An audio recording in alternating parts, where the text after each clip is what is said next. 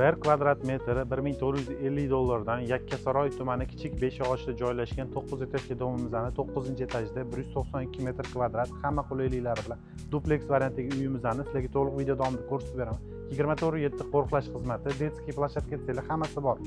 Asosiy pod'ezd eshigidan ko'radigan bo'lsak, kirganingizda chap qo'lda bitta umumiy sanuzol joylashgan bo'ladi va bu yerdan ko'radigan bo'lsak, maydoni 192 kvadrat yer maydoniga joylashgan dupleks xonadonimiz.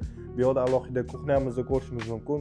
Bitta katta zal, bitta kuxnya studiya formatida qilingan. Полностью mebel, texnika jihozlari bilan jihozlangan. Xo'p, bu yerdan ko'radigan bo'lsak, kuxnyamiz alohida ko'chaga qaragan oynalari bor. Va birinchi etajimizni o'zida bitta kattalovchi spalni xonamizni ko'rishimiz mumkin.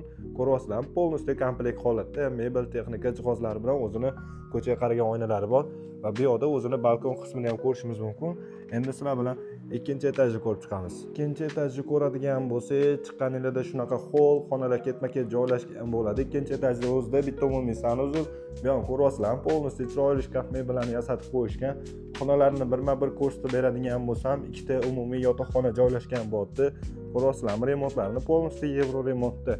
Mebel, texnika jihozlari bilan har bitta xonani o'zini ko'chaga qaragan oynalari bor. Ikkinchi etajdagi eng oxirgi yotoqxonamiz joylashgan bo'ladi. Ko'ryapsizlarmi? Remontlarni shunchaki yorib yorishibdi. 9 etajli domni 9-etaj joylashgan umumiy maydoni 192 kvadrat dupleks kvartira.